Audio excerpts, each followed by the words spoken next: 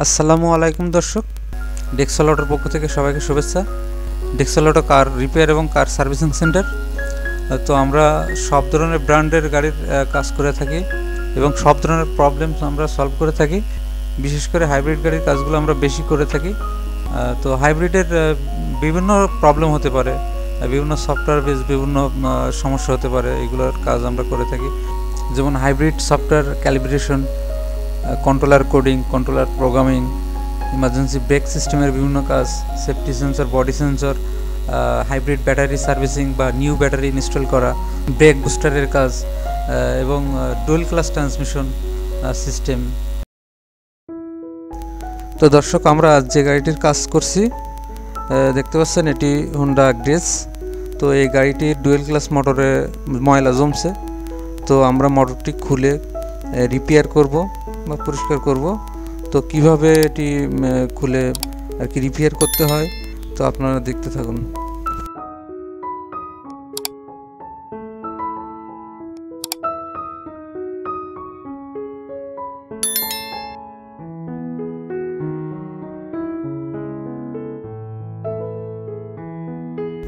তো দেখতে পাচ্ছেন ডুয়েল ক্লাস মোটরটি খোলা হচ্ছে। এটি গিয়ার বক্সের উপরে বসানো থাকে এবং গিয়ার বক্সের ভিতরে ডুয়েল ক্লাস সিস্টেমটি থাকে। ডুয়েল ক্লাস সিস্টেমের সঙ্গে এটি কানেক্ট করা থাকে।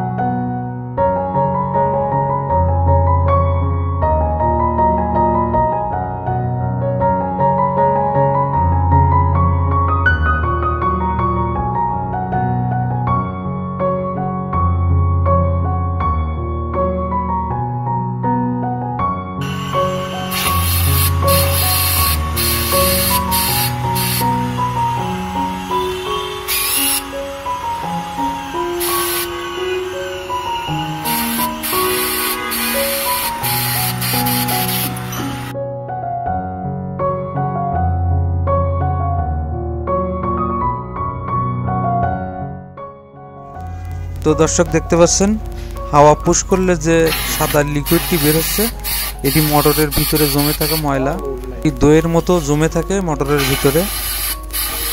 তো দীর্ঘদিন গাড়ি চালানোর ফলে মোটরের ভিতরে আস্তে আস্তে করে এই ময়লাটা জমতে থাকে। আমরা মোটরের ভিতরে গিয়ার অয়েলটি ঢালি, ডগ 4 গিয়ার অয়েল। তো মোটরের ভিতরে ময়লা জমার কারণে এই গিয়ার অয়েলটি আর ডুয়েল ক্লাস সিস্টেমের মধ্যে যেতে পারে না, ফলে ডুয়েল ক্লাস সিস্টেমটি নষ্ট হয়ে যায়।